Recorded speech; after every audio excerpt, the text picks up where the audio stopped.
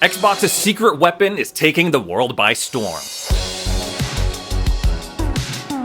What's up guys, and welcome back to Xbox Ready, the YouTube channel that is all about Xbox. Today we're going to be talking about a surprise that landed on Xbox consoles, which, if handled correctly, could make Xbox the place to game in 2024. Today we're going to be talking about a surprise that landed on Xbox consoles, which, if handled correctly, could be the secret to dominating 2024. And while I assume you clicked on this video because you're a fan of Xbox, whether you're old or new, I'd appreciate it if you subscribe to the channel and ring that little bell to make sure that you are Xbox ready. Now, what is the secret that could prove to be so important to Xbox's success this year? Well, it's not so much as a secret anymore as it is a surprise. I'm talking about Palworld. Palworld.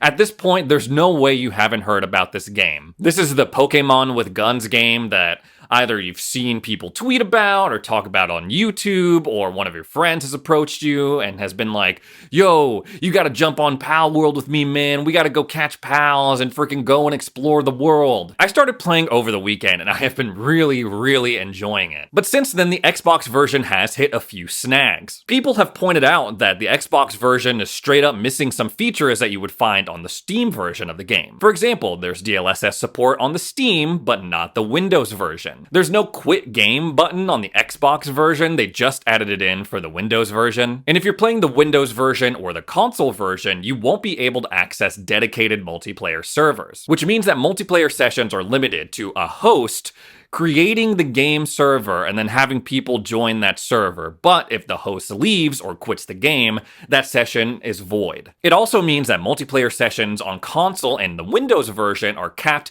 at 4 maximum players versus Steam, where you can play with up to 32 different people. It also means that there's a multiplayer population cap on the Xbox and Windows versions. You can only have up to 4 people in a multiplayer session, whereas on Steam you can have 32. This has caused some confusion amongst fans because on console, you can easily join dedicated servers for games like Ark, so people are like, what's going on? And developers have responded to the situation. They said that certain features take a little bit longer to be added to the Xbox version of the game because of Microsoft's certification process. And they've clarified that these problems are not because Xbox is running an older version of Palworld like people are thinking, but because the game versions are almost entirely different than what you would see on Steam because the architecture of the Xbox console is so different. And they said that's likely how it's going to remain until they make the titles cross-platform, which it was kind of encouraging to hear that's on the roadmap. Now, to give you an idea of how popular Palworld is and why Xbox should care, this game sold 5 million copies over the weekend. 5 million. It is the third most played game in Steam history, with a concurrent player count peak of 1.5 million. And that's just Steam. This video is sponsored by Aura. I get so many spam calls every single day, just calls from random numbers from all over the country, some from California, some from my home state of Texas, and sometimes my phone can recognize that it's spam, but other times they can't. If you're like me and you're tired of people calling you and being like, we're trying to reach out to homeowners in the area, I don't own a home, I'm a millennial in LA, then I highly recommend that you try out Aura. You see, you and I are getting these calls because data brokers are making a ton of money by selling our personal info to these robocallers and these scammers. And what a lot of people don't know is that you can submit a request to be taken off of those data brokers' list, but they make it really hard to do so. That's where Aura comes in. They contact these guys on your behalf, and they make sure that your name is off the list and that it can't be sold to random people anymore. With Aura, they make it really easy to set up, and you don't need to have all of these different apps for password management, parental controls, VPNs. All of that is included in your Aura subscription. Let Aura do the work of keeping your personal info safe and secure and out of the hands of crazy, sleazy data brokers. That way, you can focus on more important things like planning your character for your third playthrough of Baldur's Gate 3. Take the first step in protecting your data. Go to aura.com/xboxready to start a free 2-week trial. Thanks again to Aura for sponsoring this video. That's not even including people who are playing on Xbox or through Game Pass. With that in mind, if I'm Xbox, if I was the king of Xbox, I'm giving the devs at Pocket Pair, the studio behind this game, anything that they want. Speed up the certification process, throw more money at them, I don't know, try to acquire them outright, literally whatever. Forget about Ark 2, which is supposed to launch either this year or next year. Palworld, amazingly enough, is the survival game that people are going to want to play in 2024. The last time a game blew up like this on Steam was Baldur's Gate 3 back in September. But unlike Baldur's Gate 3, which became an accidental PlayStation exclusive due to a number of reasons on Xbox's part, the only home gaming console that you can play Palworld on is Xbox. Now, why is that? We never ever hear about a third-party game launching on Xbox and not on PlayStation, especially one being developed by a Japanese studio. Well, the answer lies in how PlayStation and Xbox approach early game previews, with Xbox being open to having game previews available on Xbox and PlayStation being like, nah, no early access titles, no game previews, just straight up game launches, finished games. It's still not out of the realm of possibility that Palworld will be coming to PlayStation 5. The head of Sony's independent developer initiative recently took to Twitter and congratulated Pocket Pair on the massive success of Palworld. Someone responded and pleaded to him, saying, please bring Palworld to PlayStation 5, and he replied with a simple yes. However, if we go further back to an old tweet from Pocket Pair's community manager, they straight up just said Palworld won't be on PlayStation, only Xbox and Steam, and that sounds like an open and shut case to me. And if it's not, it would probably be in Xbox's best interest to keep it that way.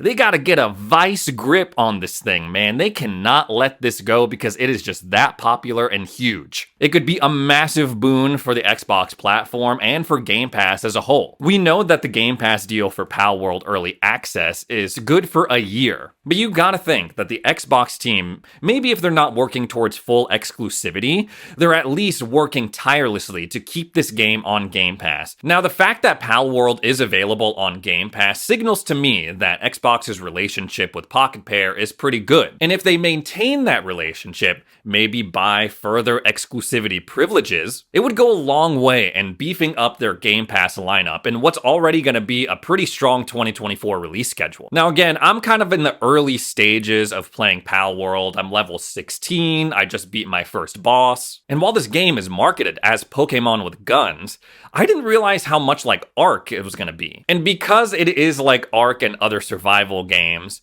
it does start off a little boring. You got to push past some of the boring stuff. You will be questioning your life when you spend like 2-3 minutes planting seeds, watering plants, harvesting the berries on your berry plantation. You'll be like, what am I doing with my life? This is not fun. This is not the action-packed, edgy Pokemon with guns game that I was promised. But the game moves you along pretty quickly, and because you've experienced that, you will later be super satisfied when you find certain pals that will do the planting for you, do the watering for you, and then harvest them and store them in certain areas. It introduces you to the wonders and joys of automation. Man, Henry Ford had it right. And even though it is like Ark and other survival games, it's not nearly as savage as a grind as something like Ark is. In Ark Survival Evolved, if you want to get iron ore, you're gonna have to travel inland, which is super dangerous, or go and like literally grind and beg for scraps of ore that you would find in rocks on the beach or something like that. You get all the necessary materials and things that you need in order to go out and explore pretty quickly. And overall, it's a lot more forgiving. You do have to eat and make sure that you're warm or cool enough, but it's not nearly as savage as Ark. And you don't have to worry about like a T-Rex coming and destroying your little thatch hut. Except for this one time when this huge world boss mammoth just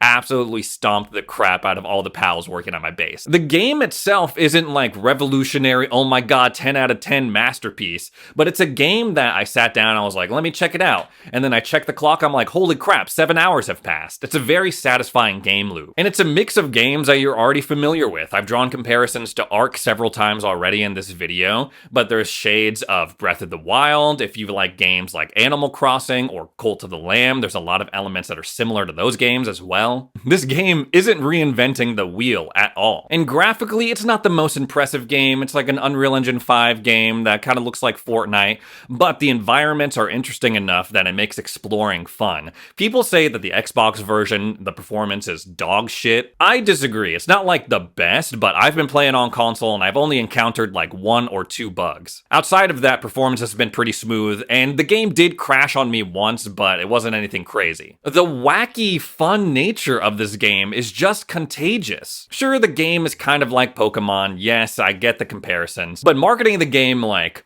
oh yeah, this game is kind of like Ark, no, that's terrible. Pokemon with guns? Now that's good marketing. It got the people talking and it ultimately paid off. Unlike Pokemon, which is turn-based combat, it's focused specifically on your Pokemon. The pals in this game, they have a limited number of moves, which they cycle through automatically depending on the cooldown. It forces your player character, your avatar, to get involved in the battles to help out your pals whenever you're fighting bosses or pals that you encounter in the wild. You have to dodge, you have to use your own weapons to deal damage. And what I find the most fun is synergizing with your pals depending on what accessories that you have. You can pick up this little fox and turn it into a flamethrower. You can give this squirrel a gun and have it hop on your head and have it shoot people. You can ride this majestic ass looking deer around like you're Princess Mononoke. Overall, this game really took me by surprise. I know a lot of people are complaining like, oh, they're missing features, oh, the Xbox version is trash. It says early access right on the cover of the game.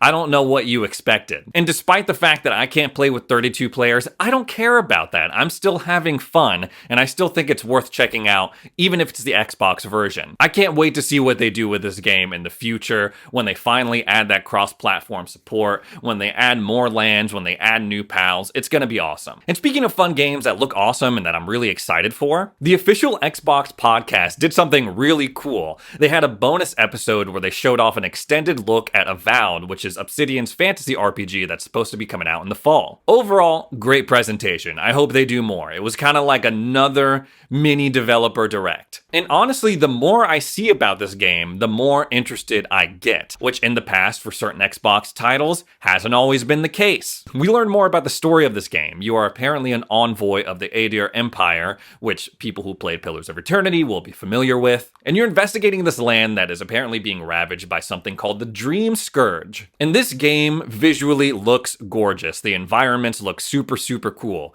When they came up out of the water and showed off that grotto, it looked amazing. You gotta be tripping if you think that doesn't look good, or just sipping some serious hater juice. I thought the combat looked a lot more fun in this extended look as well. And like I was talking about with Palworld, the wacky combination of abilities and weapons, it makes this game look interesting and the combat look engaging. Dual wielding wands and being like pew pew pew pew pew pew pew, shield and pistol, that's really cool. The charge and the parry of the sword and shield. It's taking elements that we're familiar with of other fantasy RPGs like Skyrim and juicing them up a little bit. The combat animations, they looked a little better in this extended look, but still not like groundbreaking. I could see in this trailer that when you hit an enemy, they react in terms of the direction. Like if you slash someone across the face like this, they'll go like, ugh. But they don't seem to show any visible damage or wear. I think what's throwing me off is like that cut line animation that just kind of looks like sparks, followed by what looks like just a generic blood splash. It doesn't really seem like the hits are connecting with the enemy, which, to be honest, I feel like is a little bit hard to do when it comes to swords. I play a lot of like medieval combat games,